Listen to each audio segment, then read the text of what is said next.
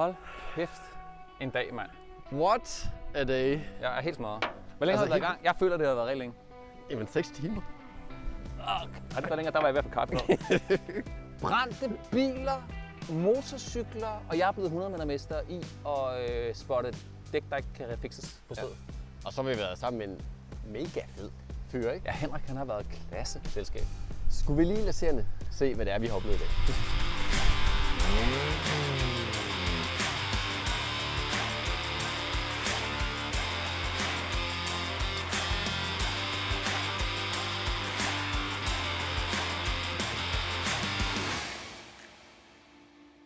Er det en billig lastbil, vi har fået, Henrik? Der er ikke noget armlængde i passagersiden? Nej, det er en billig udgave. Ej, Det er altså. kun til mig. Nå. Vi har fået en sag. Det har vi. Hvad skal vi? Vi skal til Glostrup. Det er en vild blinkende lille har den bil. Jeg skal sige, at man kan altså godt skrue ned på den. Jeg skal bare lige finde ud af, hvor man gør det. Jeg kan ikke huske det. Nej, vi kan også bare...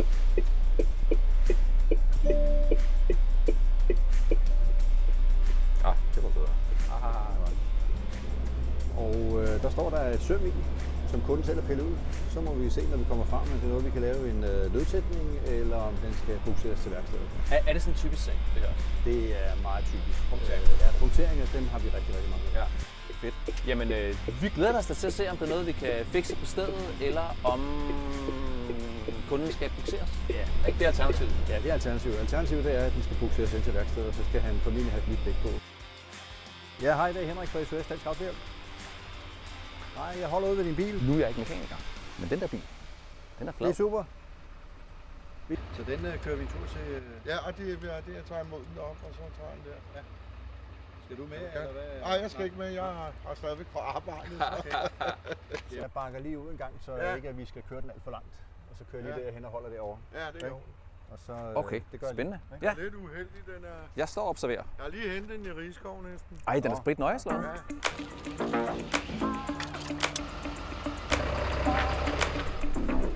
Hvad lavede du før du blev reddet? Du er mekaniker?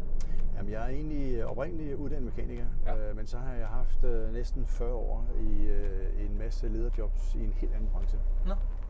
Og da jeg så... jeg havde egentlig besluttet mig for, når jeg blev 60, så det der med at være leder med mange medarbejdere og rapporteringer og mails, altså, jeg tænkte, jeg skal lave noget helt andet. Og så helt tilfældigvis, så var jeg kørt i stykker med vores egen bil, som så skulle hentes af SOS Dansk Autohjælp. Og det var en nede på vores Vordingborg station, og han var en super fed fyr, ikke? Og jeg skulle lige hjælpe ham med at dirigere hen, hvor bilen. Jeg havde også en båd på en trailer, sådan noget, som skulle med. Ja. Og jeg skulle lige vise ham, hvor den holdt hen og sådan noget, ikke? Og så tænkte jeg, det skulle da et meget fedt job, det her. Ja. Og så søgte jeg faktisk, jeg skrev bare på til chefen, den fra Sjælland der, via LinkedIn, og så kom jeg til samtale dagen efter, og så kom jeg hjem med arbejdstøjet. Så fortalte jeg min kone, at jeg har fået et nyt job. Ja, Og så stod jeg der med det der. Ja, præcis. Og tøj, og så stod hun og Og kiggede tænkte, du lidt. så skal du meget godt lide Så stod hun og kiggede lidt, så siger hun så, nå jamen, bare du er glad. Ja. Og jeg har ikke fortrudt det et eneste sekund.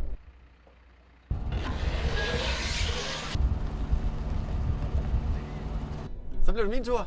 Det gør det, ja. Hvad skal vi ud til nu? Så skal vi ud til en motorcykel, som har fået stjålet sin udstilling. Stjålet sin udstilling. Ja. Ja, det kan du ikke køre med. Skal vi passe på cyklisterne herinde, hva'? Ja, det skal man. Og fodgængerne. Ja. I løbet af sådan en uge, hvor mange alvorlige ulykker er der så? Det er mest punkteringer og 12-volts-batterier og... Der er jo nogle stykker, jeg ved ikke lige, hvor mange der er. Vi er jo mange, der kører rundt, ikke? Men man får jo nogle i ny og næ. Vi kører jo også med udrykningskørsel, med blå blink og sådan noget, ikke? Og i de fleste tilfælde, så er ambulancen... Nå, gør I det i den her bil? Ja. Nå. Ja, det har vi jo, kan vi slå til. Ja. Hvad, har du ekstra uddannelse? Vi har ekstra udrykningskørselskurser for at kunne gøre det. Ja, det har vi. Men hvordan er reglerne for det? Altså må du brage lige så tosset, du har lyst til? Eller ikke tosset, men hurtigt? Ah, ja, det må jeg. Det må jeg godt. Det må du. Men man skal stadigvæk jo køre efter forholdene, og så køre sikkert. Altså, man skal jo ikke gøre noget hasarderet. Altså, men det gælder jo alle udrykningskørsler. Det gælder politi eller ambulance eller brand eller hvad. Ja. Det er samme, hvad skal man sige, regler, at vi skal tænke os godt og grundigt om, og ikke lave noget hasarderet. Og vi skal hele tiden have styr på, hvad gør folk. Fordi det er næsten det værste, det er, vi har ikke nogen gange helt styr på, hvad er det, de gør. Altså, det bedste, man kan gøre, hvis man ser en udrykningskørsel eller køretøj komme bagfra, det er at signalere, hvad man gør. Altså, trækker man til venstre eller højre, eller hvad gør man? Og det er der jo nogen, der ikke, de bliver sådan lidt, man kan ligesom fornemme, de går lidt i panik. Ja, præcis. Og ikke rigtig ved, hvad de skal. Ikke? Ja. Så, og det er næsten det værste, ikke? Fordi vi ikke lige helt har styr på, hvad gør de.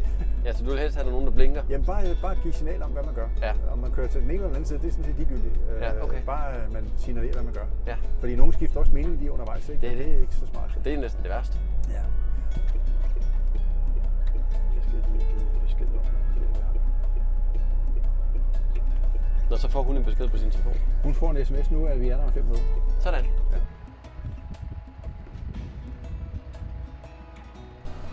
Altid på pletten.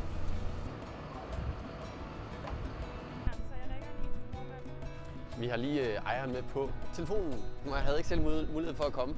Så nu er det med FaceTime rådgivning på farten. Men det er klart, at de har skulle skrue bremsen af her, for at kunne få udstilling af det her. Yes, så tager jeg den med op i lejligheden. Ja, gør du det? Tak. Tak for hjælpen. Ja, tak for det. Okay. Tak.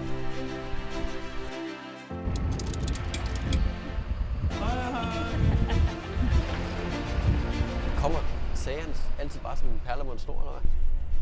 Altså, det gør de faktisk mere eller mindre hele tiden. Det er da utroligt. Og nogle gange har vi flere sager på skærmen, men ellers så kommer de som regel som perler på en snor. Hold da op, mand. Så jeg troede, det var sådan, man havde tid til lige at drikke en kop, jo, eller? Det er ikke så tit, der Nå, vi tager en sag mere. Det gør vi, ja. Og det er endnu en punktering, kan jeg se. Yes. Det er i Tåstrup. Højre forhjul helt fladt, mister hul i luft. Ja, det kan jo være hvad som helst. Det må vi lige se, når vi kommer frem. Du kan i teorien nå at ekspedere en del sager på sådan en dag. Ja, hvis ikke det er mere end 5 minutter væk, så, Ja, men det er det. så kan jeg nå mange, ja. Ja. Men nogle gange så får vi jo også nogle lange ture. Kunderne kan jo i hvert fald i de fleste tilfælde selv bestemme, hvor bilen skal hen. Ja. Og så er der jo nogen, der lige pludselig skal have den til Lolland Falster eller Aalborg, eller hvor den nu skal hen, ikke? Ja. Så bliver det en længere tur. Ja. Hvad er den længste tur, du har kørt? Det er helt over for Langeskov, over på Fyn, og så helt op til Hundested. Det er altså en lang tur. Ja. Og så de små veje hele vejen? Ja, noget af vejen. Ja, men altså ikke. Men ja. Så får vi nogle ture i Sverige, der har jeg været over i det skånske område derovre der. Okay, altså for at hente danske biler? Ja. Ja, okay. Nogle gange sker der det, hvis de kører stykker længere op i Sverige, så er der svensk vejhjælp, der kører dem til en eller anden plads nede i omkring Malmø, ikke? Og så kommer vi over og henter dem der. Ja. Goddag. Hej, goddag. Urs. Henrik. Hej Henrik. Jeg er bare med for at snakke med dig og observere. Og Henrik, han er ham, der ved, hvad han laver. Vi hedder begge to Henrik. Det gør det net. Ja, gør det ikke det? Henrik og Henrik. I dagens anledning. Hvor lang tid gik der fra, du ringede? Jeg tror, at jeg ringede for cirka en time siden. Okay. Hvad så sådan en dag som i dag? Jeg tænker tit på, når sådan noget sker, at du har, altså så var der et møde, man skulle have været til, og så videre, og så videre. Ja, gudskelov, at jeg så er mit næste møde først klokken 1 inde i Valby. Okay, så det er ikke en stor stresssituation? Det er ikke sådan super akut. Nej. Urs, han kan selvfølgelig ikke huske lige, hvordan det er med hele det der setup med at have vejhjælper hvorhenne og hvornår der sidst var. Men Urs, når så uheldet er ude, så er det jo alligevel meget rart, nu lægger dig over i munden. Det kan også være, du siger, at det var ligegyldigt. Jeg har en ven, jeg kunne sagtens have klaret dig selv på en havetræner. Jeg tænker, det er meget rart, at... Altså, det vil jeg på ingen måde undvære. Hvor mange kan du med her, Henrik? Undskyld, jeg spørger, men der er mange steder her. Jeg anede ikke. Jeg troede, der var en sovekabine her, hvor du lige kunne sove og bilde mænd inde på centralen, at der var en lang tur. Nej, det er der ikke så tid. Det er der sgu ikke tid til. Og hvis det er, så bliver det opdaget. Ja, det er det. Jeg ved jo præcis, hvor man er henne. Ja, selvfølgelig. Nej, jeg kan have 4 siddende deroppe. Ikke? Ja. Jeg vil så sige, at den, der skal sidde bag mig her, Ja, det bliver straf. skal ikke bare være et barn. Ja, det er det. Og så jeg kan have 5 med den, der kan sidde der. Det er simpelthen en helt fuld familiebil. Ja. Og vej til Det er Knudsenborg. far og mor, så Ja. Det er ikke nok, at man bare identificerer sig som barn. Man skal også fysisk rent faktisk. Det er... Eller også så må man leve med konsekvenserne af, men det ser sig for barn. Jeg kan selvfølgelig godt rykke sædet noget frem, ikke? Men jeg vil sige, hvis jeg nu skal køre til Lolland Falster og sidde sådan her, ikke? Så Nej, det duer ikke. Det bliver noget jo. Tak. Og tak. Det var hyggeligt. Det er hyggeligt.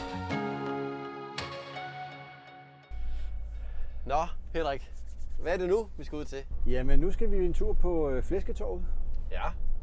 Der er en elbil, der ikke vil starte.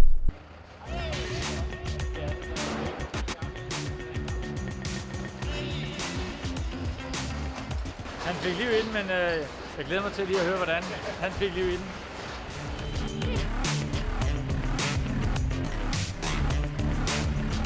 Men den kører det. Jamen, det er jo dejligt.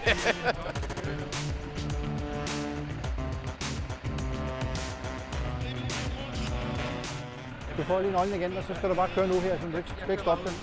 Ja, så går jeg lige hen og kigger en gang. Job done.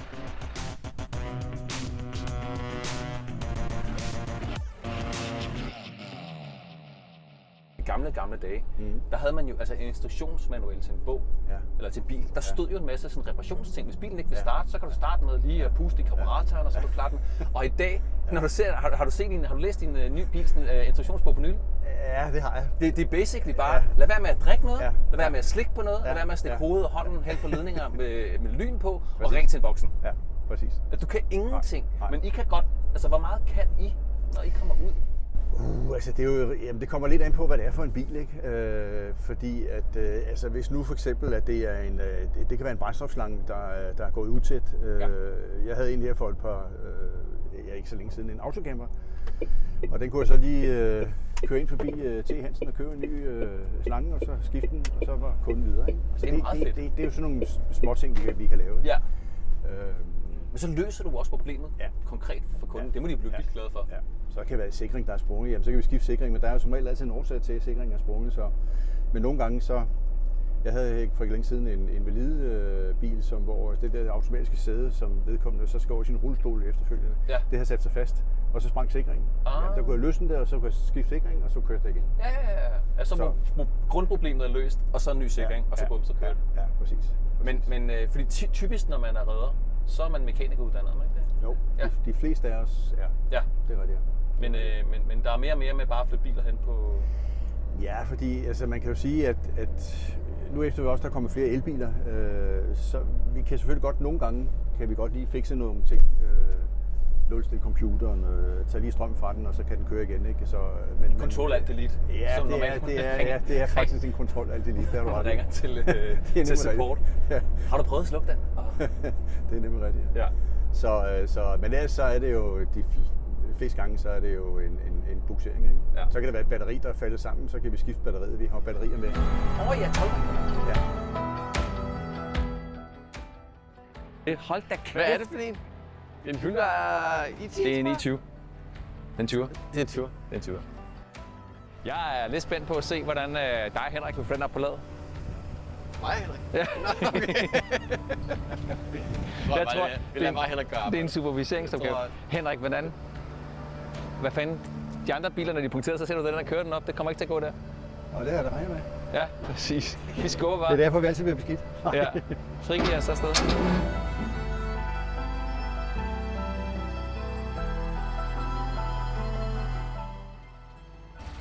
Nå. Der finder du bare lige et sted til den krog der. Ja, jeg skal lige have fundet en strop mere, kan jeg se. Er der noget på den bil, at man kan sælge på en blå avis? Næppe. Jeg tror faktisk plastikfælden herovre. Du lige kratter den af. Man ser det ikke. Måske der er stadig lugt i dækket også. Ja, et enkelt sommerdæk til en Hyundai i20 med lidt sod på, så ved man, hvor den er fra. Skal vi lige have den... Nå, det er om strop selvfølgelig, om noget, der ikke knækker. Sådan noget arbejde her, ikke?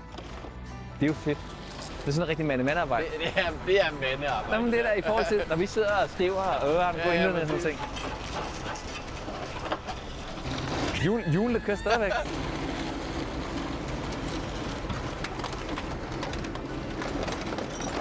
Sådan der.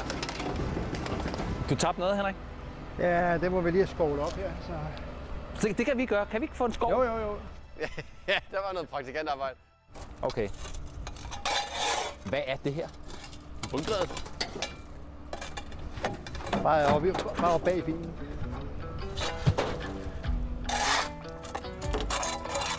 Øj, der er sgu da en højtaler her. Det er Kan du det? Jo. Subwoofer. Hvis den her bil, den havde været en grillpølse, så skulle den altså have været af for længe siden.